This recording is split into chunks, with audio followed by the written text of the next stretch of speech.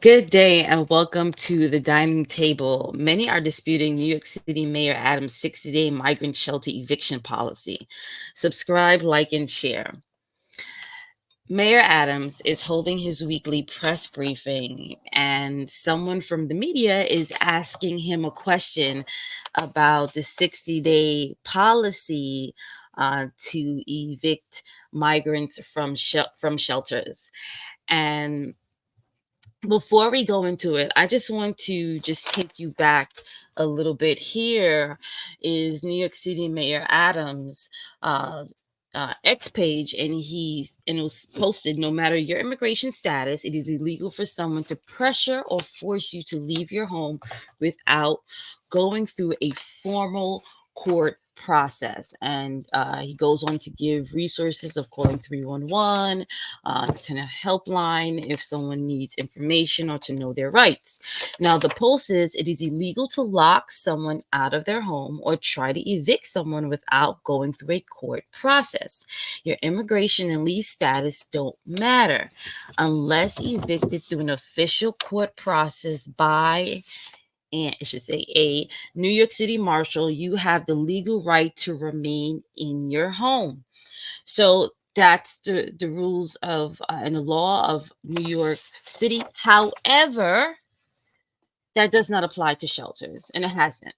So someone who is homeless and living in a shelter, they could have been living in a shelter for 2 years, 3 years, 5 years, 6 months, a week. They can be evicted, right, in about 48 hours. So it applies for housing, but it doesn't apply for shelters. So here, uh, Mayor Adams is applying the 60-day notice to asylum seekers in the shelters because New York City and many cities across the country are facing a migrant crisis, already facing a homeless crisis. I've been talking about this for years. So now the migrant crisis, people who are seeking asylum, they need housing when they're already New Yorkers and people in these cities who are longtime residents, sometimes born there, paying taxes, residents of the community, and they don't get the housing. And then boom, money's available. So money start running out, and here is Mayor Eric Adams saying, listen, we got to start giving them this notice to motivate them to find other options with family members, or just relocating to where they could um, uh, get that American dream. New York City is expensive, right? So he put out this notice, and New York City Controller Brad Lander put out a letter to the Adams administration, uh, not too much in agreement with it, and just wasn't going with it. Now, it has been rumored that Comptroller Brad Lander may be throwing his hat, allegedly, into the ring for the next campaign for mayor. But either way, this as elected official, the comptroller, his job, he's able to do this, and he sent out a letter uh, stating his concerns. Not only did he put out the letter with his concerns, he also set up on his website where asylum seekers can report a problem. Uh, if they had to leave um, the shelters, and what was the process for them to reapply. Uh, they put their name, email address, if someone else is reporting for them, when did they arrive, any complaints, how did they feel, how long were they in the shelter, were they given an actual notice, were they given instructions, were they given resources, did they apply, how did that go, pictures, and anything else that they would like to report to uh, Comptroller Brad Lander regarding their experience um, uh, getting the 60-day notice as an asylum seeker. So now there is a bill that was introduced in New York State Senate that will prohibit giving tenants, not tenants, but l- uh, residents of shelters notices to leave. And here is Mayor Eric Adams. It seems like he may be finding about the bill at this moment through the journalists, and he's going to address it. Let's listen. Think about this for a moment. I wonder, did the lawmakers who introduced this bill, did they go to Washington and communicate that this should not be happening to our city? This is a national crisis that have been placed in New York. And if we followed that theory, we would have had 177,000 migrants and asylum seekers still in our care. 177,000. And instead of that, we came up with a real plan that allowed people to take the next step on their journey in this country and pursuing the American dream.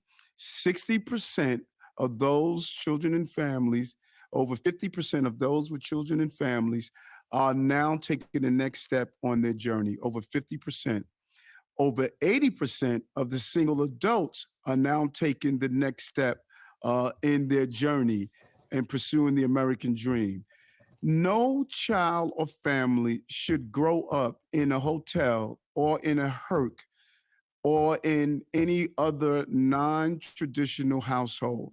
We are being not only responsible, we're being humane as we invest in the future of our migrants and asylum seekers. And so, a bill that states that we should permanently keep people inside a herc is just not a responsible way to address this issue. And we want to continue to make sure that we get it right. And that's what we have been doing get it right. So for State Senator Hoyleman and Assembly Member Cruz to propose this bill, I say to them, response to this is what they should look at and do an analysis. Now, one child, not one family, not one individual has to sleep on the streets of the city of New York. What we have done is working. I drive around the city all the time and see, do we have encampments? Do we have people sleeping in large tent settings? No. Other cities are now looking at what we're doing. And so it's unfortunate this bill is being introduced. I'm going to speak with lawmakers and show the data of what Deputy Mayor Williams Isom and the team has done. this, this successful humanitarian response to a crisis that well, it is not of our doing. And I would love for the assembly person and the senator and everyone else to join us as we continue to call on Washington, D.C.